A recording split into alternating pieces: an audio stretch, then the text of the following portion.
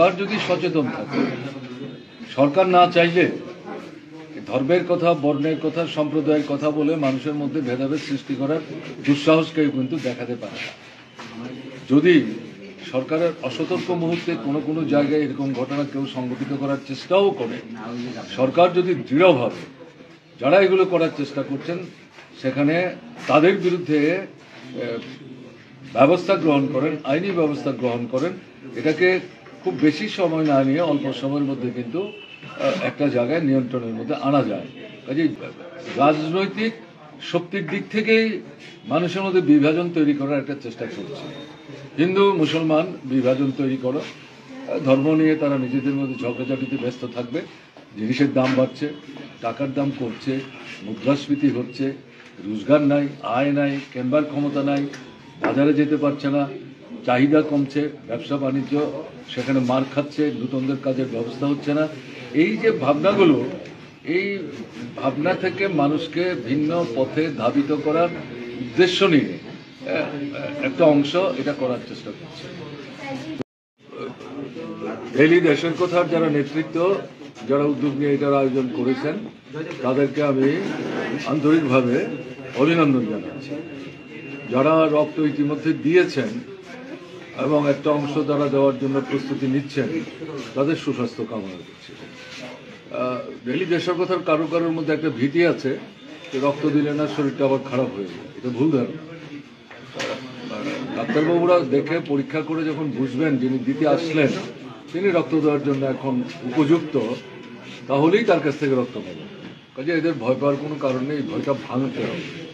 এটা ডেইলি দেশের কথা নেতৃত্বকে উদ্যোগ দিতে হবে এবং প্রয়োজনে কারো কারো ক্ষেত্রে ডাক্তারবাবুদের সঙ্গে কথা বলে এই ভয় ডর ভাঙতে তাদের সাহায্য করতে হবে। ডেইলি দেশের কথার যারা নেতৃত্ব তাদের কাছে আবেদন থাকবে, অনেকদিন পর এই প্রথম তারা এই রক্তদান শিবিরের আয়োজন করলেন, কিন্তু এখন থেকে প্রতি বছর অন্তত একবার তারা যাতে রক্তদান শিবিরের আয়োজন করে। আমার আবেদন থাকবে শুধু রক্তদান, চক্ষুদান, যদিও আমাদের রাজ্যে অঙ্গ দান করতে চাইলেও এটা সংগ্রহ করে রক্ষা করার ব্যবস্থাটা এখনো সেভাবে হয়নি, সেই প্রস্তুতিটা এখনো নিতে পারেনি, সেদিকটা নজর রাখতে হবে। অন্তত রক্তদান এবং চক্ষুদান এটা তো করাই যায়, আমরাও করেছি। সেটা করার জন্য ডেইলি দেশের কথা কর্তৃপক্ষ উদ্যোগ নেবেন, এটা আমাদের আবেদন থাকবে। যেটা শুনলাম ডাক্তারবাবুদের সঙ্গে কথা বলে, এবং আপনারাও যেটা বলছেন যে রক্তদান শিবির এখন আয়োজিত হচ্ছে সংখ্যায় অনেক কম, আবার এই শিবিরগুলিতে যারা আসছেন তাদের সংখ্যা এরকমটা কেন হচ্ছে? এটা আসলে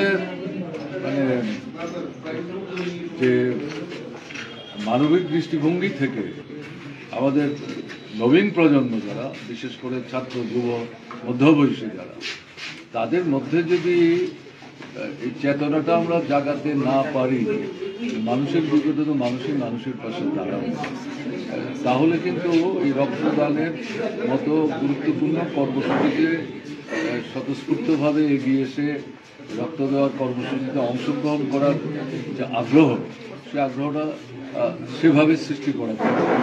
এই আগ্রহটা কিন্তু একসময় ত্রিপুরায় দারুণভাবে সৃষ্টি হয়েছে, একটা প্রতিযোগিতার পরিমণ্ডল তৈরি হয়েছে। দুটো বিষয় আমি দেখেছি, একটা রক্তদান আর একটা হচ্ছে শিশুদের উৎসব। শিশুদের উৎসব এখনো আনুষ্ঠানিকভাবে এখানে সেখানে কিছু কিছু হচ্ছে, কিন্তু রক্তদানের প্রশ্নে একটু যেন আমরা পিছিয়ে পড়ছি। এটা কিন্তু আমাদের জন্য এটা খুব ভালো লক্ষণ না। তাই ডেইলি দেশের কথাকে বলবো, আজকে তারা যে রক্তদান শিবিরের আয়োজন করলেন তার সংবাদ তো তারা দেবেনি, কিন্তু সঙ্গে সঙ্গে কিছু লেখা ডেইলি দেশের কথা পত্রিকায় ডাক্তারবাবুদের সাহায্য নিয়ে ডাক্তারবাবুদের নামে লেখানো উচিত, এবং এই লেখাগুলো যত বেরোবে তাতে নূতনদের মধ্যে আগ্রহ সৃষ্টি করাটা সম্ভব। এই সাথে আমি যেটা বলবো, রাজ্য সরকারকে এখানে একটা গুরুত্বপূর্ণ ভূমিকা দিতে হবে। রাজ্য সরকার ভূমিকা দিচ্ছে না এই কথা তো বলা যাবে না, কিন্তু এটা যেন কোথায় আনুষ্ঠানিকতার মধ্যে আবদ্ধ হয়ে যাচ্ছে। এটা থেকে বেরিয়ে আসতে হবে, উৎসাহিত করতে হবে, অনুপ্রাণিত করতে হবে। বিভিন্ন ক্লাব, সংগঠন, সংস্থা তাদেরকে এই কর্মসূচিতে যুক্ত করার ক্ষেত্রে ভূমিকা নিতে হবে। আমরা তো দেখেছি ব্যবসায়ী থেকে শুরু করে নানা ধরনের কাজকর্মের সাথে যারা যুক্ত, এরা কিন্তু প্রায় প্রতিটি ক্ষেত্র থেকে প্রতি বছরই এই রক্তদানের শিবির তারা আয়োজন করতেন, এবং তাদের আয়োজিত শিবিরে তারা যে সংস্থার লোক, তাদের যারা সভ্যা তার বাইরেও খবর পেয়ে অনেক লোক কিন্তু স্বতঃস্ফূর্তভাবে এগিয়ে এসে রক্তদান শিবিরে অংশগ্রহণ করতেন। এই যে আবহাওয়াটা, এটা আবার নতুন করে তৈরি করার জন্য আমাদের তরফ থেকে সব দিক থেকে, এটা একে তাকে সমালোচনা করে তো লাভ নেই, এটা একটা গঠনমূলক কাজ। এই কাজে মানে মানুষকে অনুপ্রাণিত করে তাদের যুক্ত করার জন্য ভূমিকা সবার দিক থেকে দিতে হবে। এটি হচ্ছে আমার আজকের দিনে বিশেষ করে যেটা বলার, যেটা আপনারা স্যার। অন্য আরেকটা বিষয় দেখা যাচ্ছে যে রাজ্যে নতুন করে আবার এই যে মূর্তি ভাঙার একটা ট্রেন্ড চলছে, এবং মুখ্যমন্ত্রী নিজে বলছে কিছু সংখ্যক লোক চেষ্টা করছে রাজ্যে অশান্তি তৈরি করার। এই পরিপ্রেক্ষিতে আপনার কি বক্তব্য? না, আমরা তো আমাদের বক্তব্য এই সম্পর্কে অনেক আগে থেকে পরিষ্কার করছি, স্বচ্ছভাবে বলছি। মুখ্যমন্ত্রী যেটা বলেছেন যে কিছু সংখ্যক লোক এটা করছেন এবং এটা হওয়া উচিত না, মুখ্যমন্ত্রীর এই বক্তব্য তো নিশ্চয়ই গঠনমূলক, কিন্তু সরকার যদি সচেতন থাকে, সরকার না চাইলে ধর্মের কথা, বর্ণের কথা, সম্প্রদায়ের কথা বলে মানুষের মধ্যে ভেদাভেদ সৃষ্টি করার দুঃসাহস কেউ কিন্তু দেখাতে পারে না। যদি সরকারের অসতর্ক মুহূর্তে কোনো জায়গায় এরকম ঘটনা কেউ সংঘটিত করার চেষ্টাও করে, সরকার যদি দৃঢ়ভাবে যারা এগুলো করার চেষ্টা করছেন সেখানে তাদের বিরুদ্ধে ব্যবস্থা গ্রহণ করেন, আইনি ব্যবস্থা গ্রহণ করেন, এটাকে খুব বেশি সময় না নিয়ে অল্প সময়ের মধ্যে কিন্তু একটা জায়গায় নিয়ন্ত্রণের মধ্যে আনা যায়। কাজে দুই দিক থেকে শুধু বললে হবে না, কার্যকরী ভূমিকা গ্রহণ করতে হবে। আমাদের রাজ্যে আমরা যেটা লক্ষ্য করছি, রাজনৈতিক শক্তির দিক থেকেই মানুষের মধ্যে বিভাজন তৈরি করার একটা চেষ্টা চলছে। হিন্দু মুসলমান বিভাজন তৈরি করো, ধর্ম নিয়ে তারা নিজেদের মধ্যে ঝগড়াঝাটিতে ব্যস্ত থাকবে। জিনিসের দাম বাড়ছে, টাকার দাম কমছে, মুদ্রাস্ফীতি হচ্ছে, রোজগার নাই, আয় নাই, কেনবার ক্ষমতা নাই, বাজারে যেতে পারছে না, চাহিদা কমছে, ব্যবসা বাণিজ্য সেখানে মার খাচ্ছে, নূতনদের কাজের ব্যবস্থা হচ্ছে না। এই যে ভাবনাগুলো, এই ভাবনা থেকে মানুষকে ভিন্ন পথে ধাবিত করার উদ্দেশ্য নিয়ে একটা অংশ এটা করার চেষ্টা করছে, আমরা দেখছি। আরেকটা হচ্ছে আমরা দেখছি উপজাতি অনুপজাতিদের মধ্যে বিভাজন তৈরি করার একটা চেষ্টা চলছে। এটা সামন্ত শাসন থেকেই শুরু হয়েছে, মোকাবেলা করে করে করে করে আজকে আমরা একটা জায়গায় এসেছি, আবার নতুন উদ্যমে এটা করার চেষ্টা চলছে। উপজাতিদের মধ্যে মানে এখানে 18টা 19টা দফা আছে, তাদের মধ্যে বিরোধ বাঁধাবার চেষ্টা, এবং সামগ্রিকভাবে উপজাতি অনুপজাতি বিশেষ করে বাঙালি উভয়ের মধ্যে বিরোধ বাঁধাবার চেষ্টা হচ্ছে। অনুমতি কাম্য না। কাজেই এগুলো কারা করছে, কোন সংগঠন করছে, এগুলো তো সরকার জানে, মুখ্যমন্ত্রী জানেন, জানবেন না কেন? কাজেই দরকার হলে তাদের ডাকুন, ডেকে কথা বলুন যে এগুলো আপনারা কী করছেন।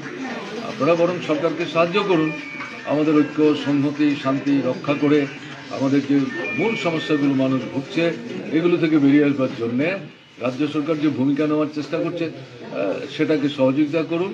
যেগুলো রাজ্য সরকার একা সবগুলো সমাধান করতে পারে না, সেগুলোর জন্য কেন্দ্রের সাহায্যের দরকার আছে। কেন্দ্রের কাছ থেকে সেই সাহায্য পাওয়ার ক্ষেত্রেও তাদের সহযোগিতা সরকারের দিক থেকে চাওয়া উচিত। আমরা তো এই গঠনমূলক দৃষ্টিভঙ্গি নিয়েই বিষয়টা দেখার চেষ্টা করছি।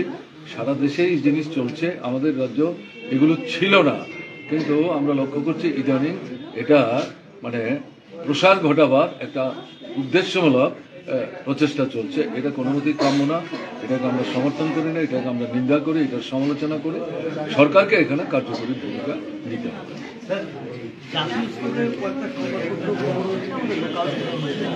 রাজ্যের কিছু এলাকাতে জঙ্গি অনুপ্রবেশ আনাগোনা হতো, এই বিষয়ে আপনার কি মত? বুঝতে পারলাম।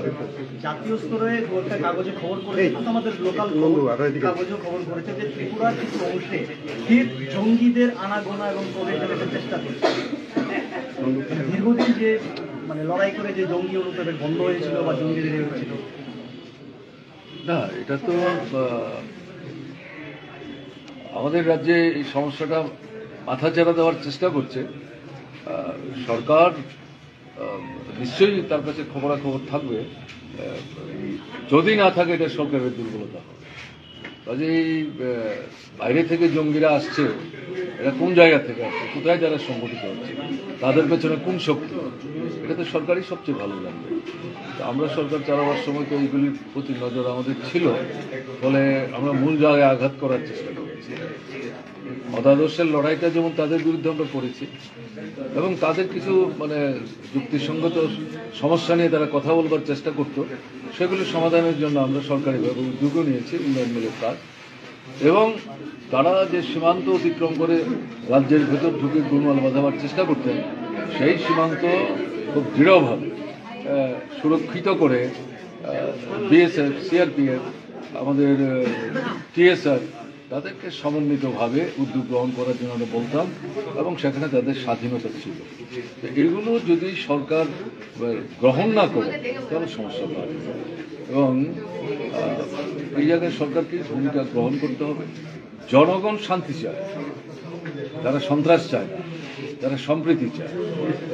আমরা দেখেছি এটা চাই বলেই মানুষের বড় অংশ সরকার থেকে উদ্যোগ নিয়ে যখন রাজনৈতিক, প্রশাসনিক এবং সাংগঠনিক ভূমিকা নিয়ে এটাকে মোকাবেলা করার চেষ্টা করছে, ত্রিপুরার যে অধিকাংশ অংশের মানুষ একটা ছোট্ট অংশকে বাদ দিলে পর তারা সেখানে কার্যকরী ভূমিকা নিয়েছে। আমাদের রাজ্য সরকারকে সেই ভূমিকা গ্রহণ করতে হবে।